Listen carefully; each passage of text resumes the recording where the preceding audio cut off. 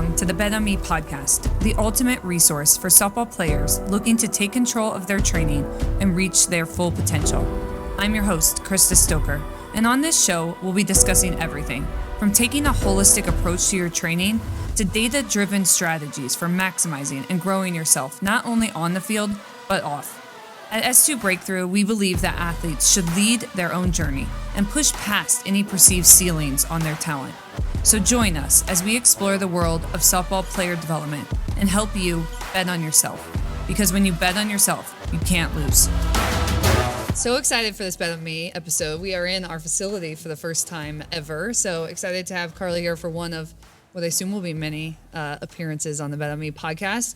And today we're talking about in-season strength and conditioning and sort of focus a little bit to hear from you of your experience and why it's important. And, you know, this is obviously a conversation we have every year with our athletes, which is we get into sort of, for most of our athletes, high school season kicks in first before travel ball, and it feels very overwhelming. For a lot of them, it's the first time they've played or practiced 5-6 days a week, and they sort of are getting into that season. And so a lot of times what we'll see is that they sort of fall off from training. And so maybe talk through first from your experience what the difference is for athletes so that they can kind of understand between when we're, you know, we sort of have off-season, pre-season, and then we're starting to get into that in-season time frame of the benefits of strength and conditioning during that time frame, the focuses, maybe some key things that change for athletes, just from your perspective. Yeah, so off-season, I like to use an analogy of think about building a building. So when you're building a building, you lay the framework for it. And if you don't have a solid framework for the building, then essentially the building's going to crash. So in the off season, we've been building the space, we've been tackling inefficiencies, we've been laying volume, sort of an aerobic base and this baseline level of strength. Now we're getting into, as we switch from off season into more preseason, we're getting to the mid layer of that building. So we're starting to climb up, we're starting to switch from that strength into power, we're starting to add more sprint sessions. And then as we get into season, we're at that peak level of the building, we're at the top, and we're layering things on just to have extra things now. So now we're really attacking power. We're getting into the minute things that really make a difference in performance. So it's not about volume anymore. It's about intensity and power. It's not extra things, but very detailed things. Yeah, that makes a lot of sense. And I think maybe walk through, so if we think of kind of, first let's just talk about time management maybe a little bit, which is, I think that's the very first barrier some athletes have or feel when they're thinking about how am I going to continue to do this in season. So if I walk through a typical high school season, unfortunately, for a lot of our athletes, we're in the cold, and so weather definitely becomes a factor, meaning a lot of times their early games get canceled, and so all of a sudden we're shoving a lot of sort of rescheduled games into one. But let's say, I feel like a typical week is like 3, maybe 4 games in that week, and we have practice. How would you say would be the most optimal, or if you could kind of control, way that they would fit strength and conditioning into a schedule like that? Optimal is hard. Yeah. But I say 2 days a week of training, one being what I would call your max effort, so strength-focused day, which ideally that would be 2 to 3 days away from game day, since that max effort day is going to be heavy on what we call the eccentrics. So now we're really putting a lot of muscular stress on our body, which is going to accumulate fatigue. And then the closer we get to game day, we want to be explosive, we want to be dynamic. So your game day plus or minus 1, plus or minus 2, we should be moving higher speeds, we should be moving weight at higher speeds, and really taking the stress of the muscles out and doing more sport-specific movements. So if we can keep that 2 days a week and keep that trend going, that's how we stay developing in season. Yeah, that makes sense. And then what are some of the, I guess, downsides to not continuing? So what are some of the key things that you feel like happen for athletes or that you see in athletes' trends when I'm just cranking games and practices and I'm not having a lot of time to put into strength and conditioning? What are some of the things that you see happen during that in-season time frame? Yeah, so I'll go back to the analogy of the building. Yeah. I really like the analogy and relate that back to skill work. So year-round with softball, it's really important to focus on the whole picture of development. We want to develop year-round to make sure that we're not peaking at just high school season, but we want to be our best self, hopefully in the summer when we're showcasing our talent. So if we take away strength and conditioning, that's part of our development, we take away a tier of that building. So then we go into the summer, and instead of we're at the tip top of that building that we've created, we've continued to manufacture, we've now stripped down to where we're back at the framework and we've got to rebuild that building for the summer. And you don't have enough time after high school season to do that. You have maybe 3 weeks, and 3 weeks is not enough to grow the framework back up. It's very limited time to really get your ducks in a row and get ready to showcase your talent. Yeah, absolutely. And I'll take a little bit of the skill approach from a hitting standpoint, but I think some of the things that we see is unfortunately at the wrong time, as you're mentioning. So we're getting close to the end of high school season, right? As maybe we're trying to compete in postseason, then we're getting into travel ball season where we're trying to showcase our skills. And what we see a lot of athletes is they feel off. I would say that's actually not the worst case scenario, because the worst case scenario is probably injury, which you can talk about a little bit, but they feel off in some way. And then we start measuring mobility, movement capacity, some of their movements, and we see all of these regressions. And I think maybe if you walk through what are some of the ways that we maybe expect things like that to happen in season, because I think maybe there's some things we can't fully combat against, and some of the ways that we want to monitor to make sure that doesn't. Because what I see from the skill side is now all of a sudden they're off, their timing's off in hitting, they can't load in the same way, they can't replicate their first move, whatever it is, because they've lost something that they had in the off season, in season as they go into it. So maybe walk through what are some things that we expect to happen in season that maybe we just try to do our best against, and some of the things that like really in particular that we want to try to combat against.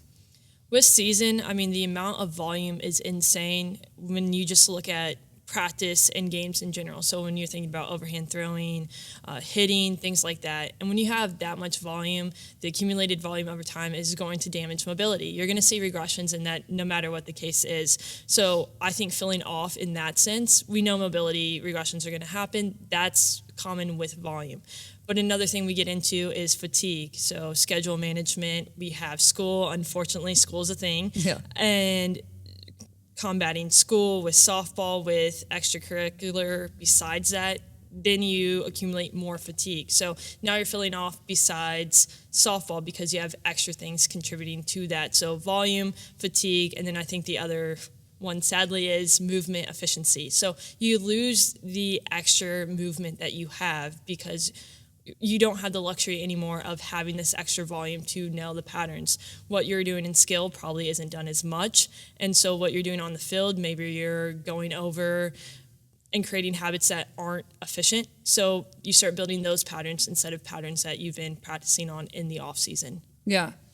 Yeah, for sure. That makes a lot of sense. What, so I'm thinking of at S2, some of the terminology you're using. So our in-season program shifts to help our athletes see that. So we'll say plus or minus 2 days, plus or minus, we kind of walk through when to do it. But maybe walk through, if I'm an athlete, like what are some things I can really try to take control of in my schedule? So one thing I think it would be awesome for you to touch on is something you always say is like stress is stress.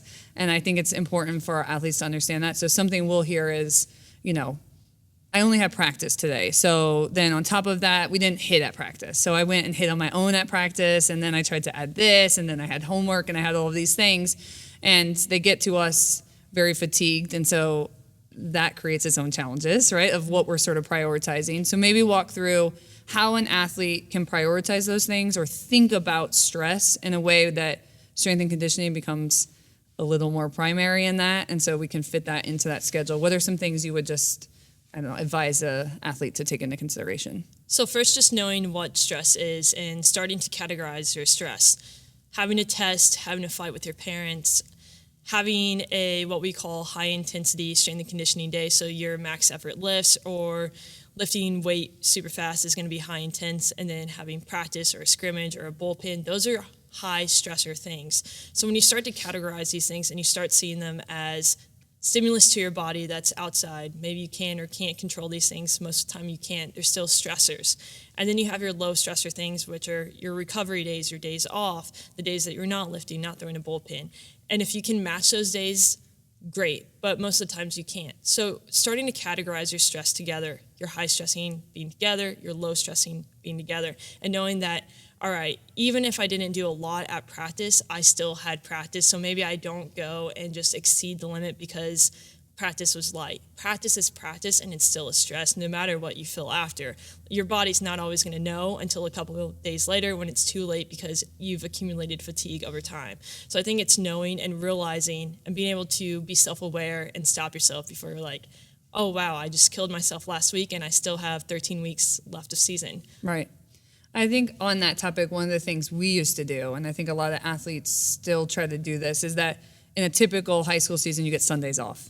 So Sunday's a day where you don't practice, you don't play games. And so, 4 years ago, what we used to do at S2 is that we had our high school athletes train on Sundays because that was the only day they could get in. So we were like, your off day, come in, get your lifts in, train. And one of the things we started seeing, I think probably before your time, because you probably would have red flagged it for us sooner, was that didn't actually make a lot of sense, because now we've taken our athletes' only off day, only recovery day, and we've piled on stress to it. So maybe talk through, okay, I'm 2 days out. Like, what would the best case scenario for that be? I am doing my 1 day out, or maybe a game day lift. Like, how do I navigate that in my schedule? Should I do it on days where I practice? Should I train on my Sunday off day? Like, how should I think about the stress from that standpoint? So starting with that Sunday off day, keep it off. Yeah. Right. So I think part of it too is having damage control, or having the ability to see if I'm off, just be off. Because as a high level athlete, and I'll use Katie Stewart for an example. So Katie Stewart hits around 80, 85, yeah. And is going to Texas next year. So is Katie better off doing a heavy deadlift on Sunday and taxing herself more, or is Katie better sleeping at home on Sunday and playing video games? Probably playing video games. She would like that you said that. Yeah, giving her permission to have an off day and play video games. Right. Yeah. So I think it's seeing that picture of, she still has a summer. She has a whole high school season. Katie's very strong. So just let her be a kid and take the day off. So that's where I would start with Sundays. Take the day off, and then going into your 2 days out and things like that. If you have a practice that is 2 days away from game day, being aware of the situation of, have a high stressing lift. So whether that's a heavy lift or that's moving weight fast, something along those lines. And then the closer you get to your game day, hopefully your coach is aware of that, of laying off a little bit, more of a recovery practice. So probably not doing a bullpen, and then doing what I call an active mobility session, where you're focused more on heart rate and movement than you are pushing weight around. Yeah. I think another thing that we've come up against, and I think maybe this is I could think it's to the athletes too, although I think a lot of our athletes have enough education from you at this point to sort of understand this, but for some of the coaches, is there's a fear that if I lift in season, I'm going to be sore. So there's a real hesitation to, I can't move heavy weight because I can't be sore for my game. And so then I won't do that. So maybe talk through the types of lift we do, or maybe if they make us sore or that type of thing, because I think that's a fear for a lot of athletes. I think the best part of having your development start in the off season is the benefits you get from the in season. So with our athletes have started this process in the off season, most of them won't be sore in season. And what they are sore from is not strength and conditioning. Yeah. It's from the insane volume that they have in the sport. So that sets up the process really well to continue their development. Now, unfortunately, with that mindset of, I'm going to be sore from lifting in season, that typically happens when you don't have this base set in the off season, and now you're maybe going for a deadlift that you haven't prepared for in the off season, and you blow your back out, or you're insanely sore the next day. And unfortunately, those things do come up in the college setting of, we're going to start this at this time and we're not monitoring workload. But when you set the base, most of our athletes, they just started a new block and none of them are sore. And Right. That's great, because they're going to go into the high school season being sore from what they should be sore from. Right. Yeah. Okay, let's talk through a typical high school time frame first, because I think unfortunately, I'm going to say unfortunately, but maybe people will argue with me, the high school season for a high school athlete is the craziest season of any person, because MLB doesn't quite even have the season that we have. So we're going to talk through a little bit. So let's say for our athletes that train all year round with us, so we have, and we'll assume a spring high school season, because that's the majority of our athletes. There are exceptions to that where they have fall or summer and they're different things, but let's assume a spring high school season. So we have high school season typically for our spring athletes starts like very, very end of February, start of March. They go high school March, April, May, sometimes a little bit into June. They go straight into their travel ball season, which is typically heavy June, July. I think we used to take August off, but I think that seems like that's gone. So August kind of continues travel ball season. Then we have maybe some preseason mixed in there before games really start up. October, November, we typically have games. And then that's the time frame that we sort of hit that mid-November, December, January, February off season. So going through that sort of year, what do maybe just like block it for people, like very general. Here's sort of the focuses that we take on this time frame, or here's how you could build up for a whole year without saying, I'm going to take off from lifting these time frames, or I'm scared of it's going to make me sore, that type of approach. Yeah, so what I've been doing with our athletes is basically dedicating the true season to be travel ball in the summer. So with that being said, September to November, we're looking at our off season and regeneration. So we're building up from what we lost in the summer. We're establishing movement patterns, being efficient with the movement. And then from that off season, we're moving more into preseason block, December through January. And then after that, we're going into our in-season, which is super low volume, high intensity, and we're carrying that through the summer. And then we start the process over again. Yeah. I think that's really important because I've coached in travel ball, and I always say the teams I coach look at it different, and you have to really go into it knowing that, which is there's a lot of pressure to be at your peak as a teenage athlete for 8 months of the year, which is just not super realistic. And not only is it not realistic, but I think the scary part is, when do you get better? Right? With the expectation of like, when do you get better? So I reference this story a lot, but I will always think about it, which is we were chatting at NFCA with the Giants VP, and he was like talking about grown men, right? So we're talking about grown men who are in their late 20s, 30s. And he said, if they throw 92, like we'll get them to 94, 95. Like that's just a given. And what I said is, it's so interesting for you to say that, because we have here teenage developing athletes who we think should be the version of themselves from senior year of college as sophomores. And so the schedule that you just laid out, I think it's really important to know that, that is a little bit of a different mindset. And we're trying to build year after year and to really maximize who you are. And so maybe just talk through some of the detriments, I guess, you've seen of people feeling the pressure to be at their peak so early, when you see sort of your barriers to helping make them better from that standpoint, or sort of, that approach to development. Yeah, so I think training, not necessarily the wrong quality, but training a quality too soon. So say you just came off of the travel ball season, you're a little beat up with mobility, stability, demands, have some inefficiencies in your patterns, but you go straight into what we call maybe a peak block. So this in-season phase of we're doing high intensity, we're doing moderate volume, and we're just beating up our body again. So that's going to expose you to injuries. So now we're at risk for injury. We're not really building anything back. We're not setting a base, but we're just layering more stress on our body that's already stressed out. Right. And so unfortunately, this is what a lot of people do, and they do it year round, or they do it until season, and then they just take away the volume, but they keep the intensity. So there's never a time and place where we're going to go back and we're going to set the base, we're going to recalibrate, and then we'll go again. It's just all the time. And unfortunately, that's what you see with pitching too. The pitch counts for softball players, they never go down. You want to throw 67? Let's throw 67 every 2 weeks for 52 weeks. Yeah. And I mean, that's not it. You reference baseball, and I mean, we can learn a lot from that. Pitchers who go to spring training, and when they report, they're not even working at their pitch counts to start a game. They are still working on advancing their pitch counts to start in a regular game. Right. That's when they report. And they're not even at their max velocity. They're still working towards that max velocity. So if you think about that, grown men who play this game for a living, for money, aren't throwing their top velocity when they report. I mean, maybe we should be doing something a little different.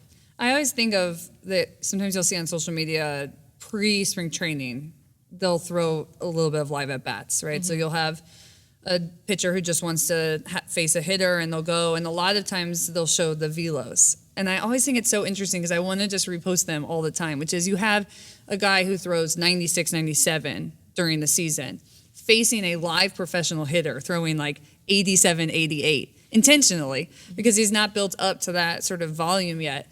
And we have athletes, 15, 16-year-old athletes who are trying at all times to throw their max year round, and just like it's a very damaging mindset. And so I think that contradicts this concept of the seasonality that we're trying to approach, seasonality and long-term, like year after year approach. So I think I definitely agree with you. It's like kind of mind-blowing not to think through that and think that there are people who, as you said, play this game for a living, play it for money, should be taking more risks than maybe a teenage athlete should be taking, and still aren't taking those approaches to the game.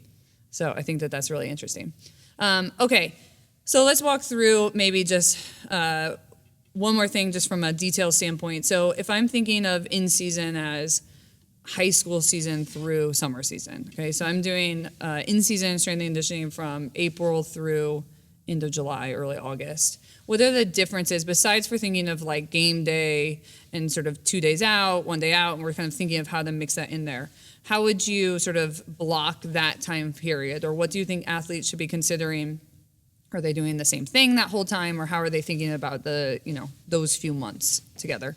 Yeah, so for the most part, throughout that duration, you're going to want to keep your main lifts, or what we refer to as our main lifts, the same, because anytime we change a main lift, there's going to be what we refer to as a washout period. So anytime you add a new stress, the body doesn't take that well, there's going to be a new adaptation and more stress. So majority of the time, you're going to want to keep those main lifts the same, but the accessory movements will be based upon mobility at that time. So if you're doing a mobility assessment, if we know that lat length is starting to shorten, things like that, we'll add more stuff like that in. But for the most part, you want to keep creating output in the lifts that you're really good at, add some sport-specific variations and plyometrics, and then keep the accessories based around mobility constraints, stability constraints that the athlete needs. Yeah. I'm going to talk about just an S2 athlete, I think, and the dynamic we have, and then I'll allow anyone else listening to kind of like take this approach to whoever works with them. But let's say we have an S2 athlete, they're in season. We do wellness questionnaires, obviously. So let's say that you continue lifting, they're training, and they flag something. I have arm pain, I have back pain, I have excessive soreness. So there's a lot of things that we get notified that they flag. Walk through maybe a conversation you would have, because I think a lot of times one thing we've experienced is that everyone's first initial reaction is just to shut down everything and sort of panic. So what would an approach of an S2 athlete, maybe say, you follow up with them and sort of talk through the types of approaches we would take. So I'm in my first week of practice, or I just had a bunch of games, and I flag that I'm having arm pain. What are the types of things that an athlete should consider in figuring out like how to address that? Should I just shut down? What is the approach that we generally take for that? Yeah, so I'll use an example of an athlete that I actually had this with 2 weeks ago. So I got an alert for back pain and went up to the athlete. She had deadlifts that day, had whole strength and conditioning, brand new. And I didn't want to take that away because we were making great progression. So I went up to her, had a conversation. Hey, when did this back pain start? Can you root it to anything? Have you changed anything lately? She's like, oh yeah, I've been doing a lot of swings actually in open gym for softball. I'm like, okay, is that where that started?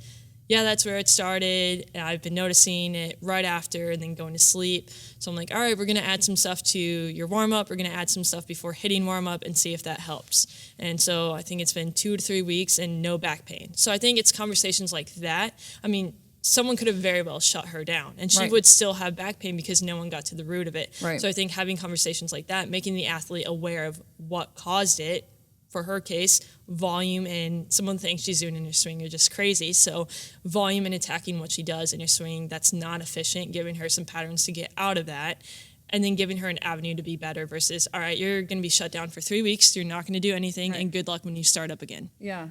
I think we've created this weird loop, which is, first, I'm scared to say that something hurts, right? Because I feel like I can just play through it. We've heard a lot of times, I think just last week we had an assessment and she said, it's normal. I have back pain, it's normal, right? So there's this idea that we're supposed to be in pain. So I think what we've had to break down here with our S2 athletes is it's not normal to be in pain. And so first and foremost, it's tell someone that you're in pain. But I think some of the fear comes from this idea that it's all of a sudden going to be really serious, I'm going to get shut down, or I'm going to have to push through it, or these things. And what we tend to find is the sooner athletes tell us, we can get to the root really fast, which is, was it a workload spike? Then how can we address that? Was it a mechanic saying, did you go to a camp? And, a lot of times we go to camps and we have this huge spike in workload. And so we can manage it a lot. But I think about a few years ago when we started doing wellness questionnaires, we had another coach say, why is everyone hurt here all the time? And we were like, they're not hurt here.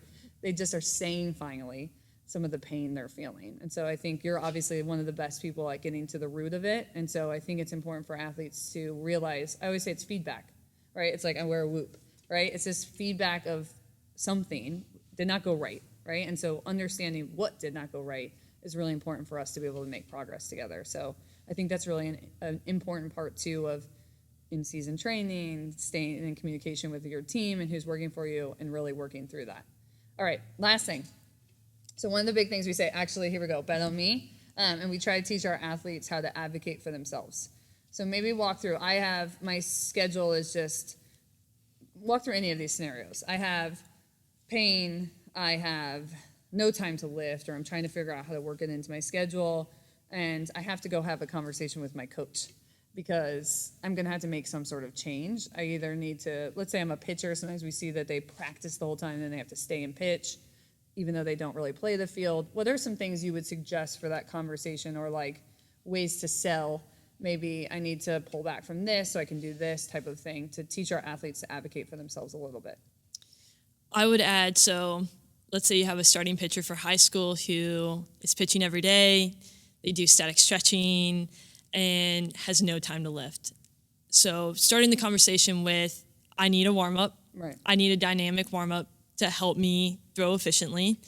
I need days off, and laying out the foundation of why do you need days off, the concept of recovery and the concept of performance. So in order to peak perform, you need some time to recover and have that. And then the last layer of it is development. In order for me to continue to develop, in order for me to hopefully be your pitcher at the state level and not get fried before then, I need to continue to develop. So if you like the screwball, or you like the velocity you're seeing now, that'll play for 2 weeks until I'm dead, and then it'll be gone. So I think having the conversations of, I don't need this just because I want it, but having the conversation of, I need this because my performance will suffer if I don't have it, I won't develop. That's the conversation. That's how it should be laid out. Yeah, for sure. And I would say, from my standpoint, coaches, don't be afraid of that conversation, right? Because most of the athletes, when they're having that conversation, that's exactly right. They're coming because they want to perform.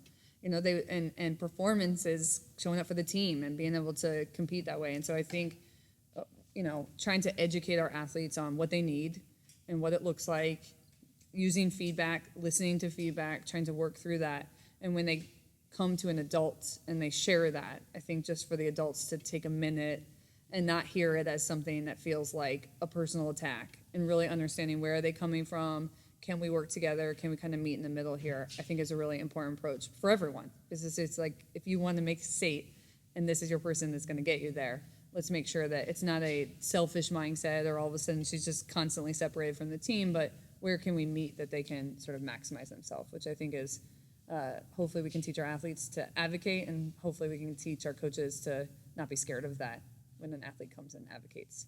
All right, well, it was awesome having you. This will be one of many, many, many, hopefully with this awesome backdrop, and we'll hit on a lot more topics, but until next time.